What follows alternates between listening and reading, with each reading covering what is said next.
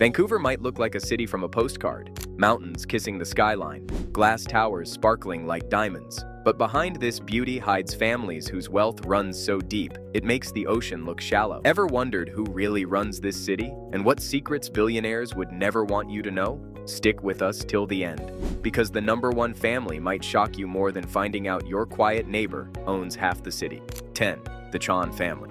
Every city has its quiet builders, and in Vancouver, the Tsai family embodies that role perfectly. They don't make headlines for flashy cars, yacht parties, or paparazzi-fueled drama. Instead, their wealth story is like a symphony, layered, powerful, and full of rhythm that builds over time.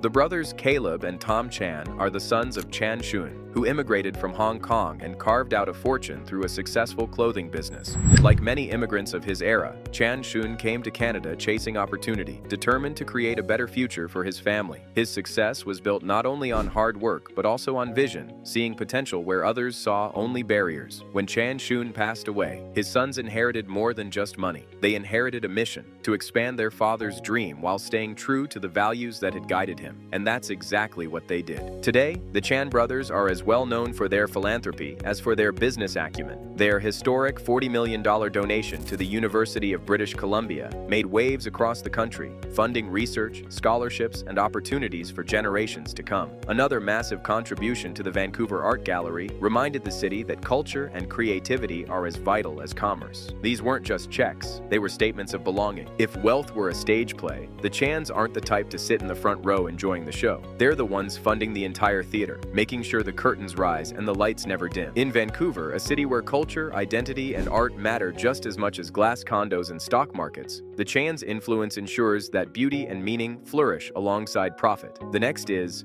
9. The Brandt Louie Family. Now let's turn to a family whose empire hums in the daily rhythm of British Columbian life, the Brandt Louie family. If you've ever walked into a London drugstore to pick up toothpaste, a pack of batteries, a phone charger, or even a brand new flat-screen TV, you've stepped directly into their world. What began with Tong Louie, a visionary entrepreneur who transformed a modest corner pharmacy into a retail giant, has grown into a multi-billion-dollar enterprise. The Louie story is fascinating because their fortune is tied directly to the routines of ordinary people. They didn't build their empire in the shadows of tech or high finance. They built it in brightly lit aisles under fluorescent lights, where everyday Canadians shop for the basics of life. Their genius was in recognizing that habits are powerful and profitable. Today, London Drugs is far more than a pharmacy.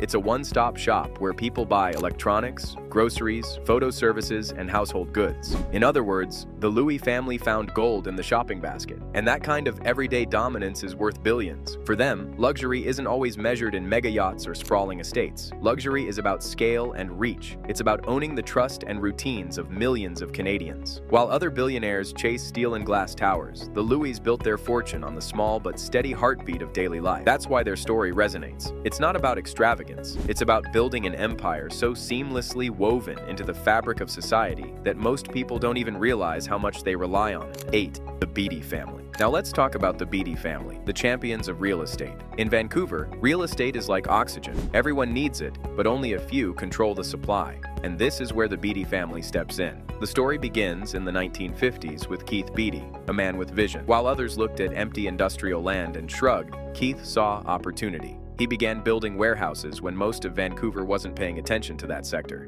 His foresight was the spark that lit what would become the Beedie Development Group, one of the most powerful players in Canadian real estate. Keith's son, Ryan Beedie, eventually stepped in, and instead of just maintaining the empire, he grew it. Under his leadership, Beedie Development expanded into commercial and residential projects that reshaped entire neighborhoods and left their fingerprints on Vancouver's skyline. But the Beedies are not just about building towers, they're also about building futures. In 2011, Ryan Beedie made headlines with a staggering $22 million donation to Simon Fraser University. At the time, it was one of the largest gifts in Canadian history. That check wasn't just generosity, it was an influence, a sign of how deeply the Beedies were tied to education and community growth. Their version of luxury isn't about making noise with gold watches or exotic cars. It's about the quiet but undeniable power of owning the land people dream of living on. It's about reshaping skylines, designing neighborhoods, and leaving legacies that will stand long after the headlines fade. In many ways, the Beedies show us that the true luxury of wealth is not in what you buy,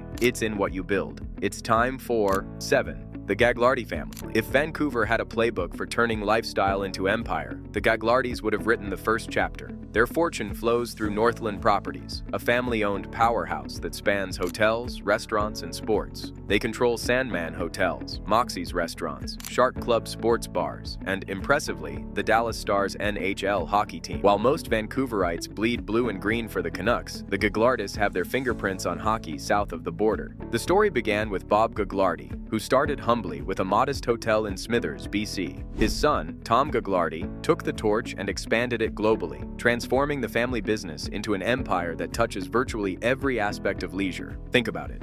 The crisp sheets you sleep in at a Sandman hotel, the cocktails and burgers you order at Moxie's, the thunderous roar of fans in a Dallas Stars arena. Those everyday indulgences all flow back to the Gaglardi fortune. Their brand of luxury is different. It isn't just about living well themselves, it's about owning the spaces where other people go to live well. They don't just consume the high life, they create it, package it, and sell it to the rest of us. That's lifestyle capitalism at its finest. 6. The Aqualini family. Finally, we arrive at a family that practically wears Vancouver's crown jewels, the Aqualinis. They're most famous as the owners of the Vancouver Canucks, one of Canada's most beloved and storied hockey franchises. Owning a team like that isn't just about money, it's about status, influence, and legacy. But their empire is far bigger than hockey. The Aqualinis have their hands in real estate developments, renewable energy projects, agriculture, and entertainment. The dynasty began with Luigi Aqualini, an Italian immigrant who came to Canada with little more than grit and determination. He started with small construction projects, laying brick by brick the foundation of a family empire. Over time, that persistence transformed into billions. Today, Luigi's son Francesco Aqualini runs the show, guiding the family fortune across industries and international borders. Under his leadership, the Aqualinis have become one of the most powerful families in Canadian business. What sets them apart is the blend of business muscle and glamour. Owning the Canucks already screams prestige, but the family also lives like modern royalty, mansions overlooking the Pacific Ocean, fleets of private jets, and connections that stretch into Hollywood circles. If Vancouver had a royal family, the Aqualinis wouldn't just be waving from the royal box. They'd own the entire stadium. They embody the seamless fusion of sports, business, and luxury, creating an empire that is as much about image and influence as it is about balance sheets. 5. Hassan Khosrowshahi. From old Vancouver money, let's jump to someone who had to rebuild everything from scratch. Hassan Khosrowshahi. He fled Iran during the 1979 revolution, a time when his family's successful business empire was taken away overnight. Imagine going from boardrooms and global deals to packing up your life and starting again in a foreign country. That's the story of Hassan. When he landed in Canada, he had no empire, no vast network, and no fortune to fall back on. What he did have was grit, vision, and a mind for strategy. Those were his real currencies. From the ashes of his past, he built Persis Holdings, a powerhouse investing in retail, pharmaceuticals, and real estate. Slowly but surely, he pieced together a fortune that not only restored his wealth, but also made him one of Vancouver's most respected billionaires. But here's what makes Hassan stand out: resilience. Most people, after losing everything, would retreat. He rebuilt. For him, luxury isn't just the cars in his garage or the art on his walls. It's the freedom of knowing you can lose everything and still create destiny twice. And beyond the wealth, he's a philanthropist at heart. He's poured millions into education, healthcare, and hospitals, leaving his mark not only on Vancouver's economy, but also on its community. His story is less about arrogance and more about survival. It's about proving that when you have the will, you can rewrite your story no matter how many times life erases it. The next is 4. The Wilson family. Now, let's shift to a family whose empire doesn't just shape Vancouver. It literally changed what people wear around the world. The Wilson family. At the center of it is Chip Wilson, the man who founded Lululemon in 1998. Back then, yoga pants weren't the global sensation they are today. They were just yoga pants. Wilson saw something others didn't: a lifestyle brand waiting to be born. From a small yoga-inspired clothing shop in Vancouver, he built a fashion revolution. Today, Lululemon is a global powerhouse. Its stores stretch from Los Angeles to London, from Tokyo to Toronto. Those stretchy black leggings aren't just workout gear. They're status symbols, and they turned Chip into a billionaire many times over. But the story doesn't stop with yoga pants.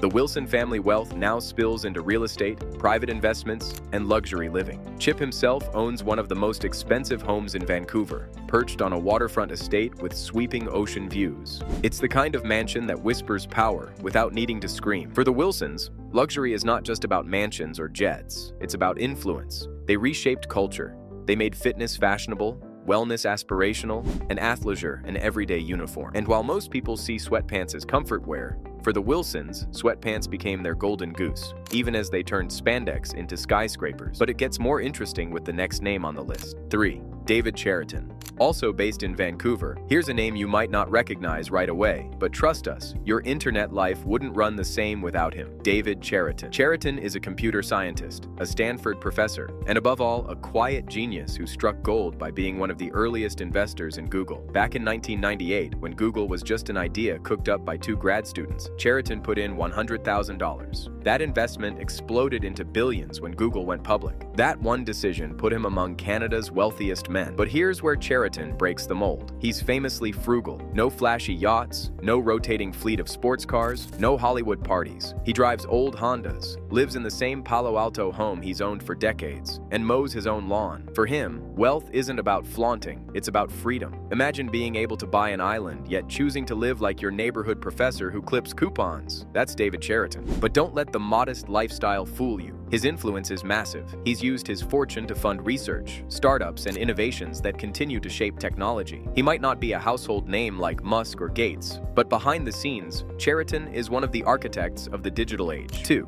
Joseph Tsai. Now let's talk about someone who blends global power with local Vancouver roots. Joseph Tsai. Tsai is best known as the co-founder of Alibaba, alongside Jack Ma. If Amazon is the king of online shopping in the West, Alibaba rules the East. Tsai helped design and scale this behemoth, and his fortune now stretches well into the billions. But Tsai isn't just about e-commerce. He's also a major player in the sports world. He owns the Brooklyn Nets NBA team, one of basketball's biggest franchises, as well as stakes in the WNBA's New York Liberty and other sports ventures. For him, owning sports teams isn't just an investment, it's a statement. It's about influence, branding, and cultural reach. What's fascinating about Tsai is how he bridges East and West. Born in Taiwan, educated in the US, and tied to Vancouver, he's a global citizen whose business empire touches multiple continents. He's equally comfortable in Silicon Valley boardrooms, Beijing strategy sessions, or courtside at Barclays Center. With a net worth estimated at around $12.6 billion US. Luxury for him is about access. It's about flying privately across oceans, sitting at the helm of billion-dollar negotiations, and owning NBA stars who shape pop culture. While other billionaires buy castles, Tsai is building digital kingdoms that influence how billions shop, work, and live.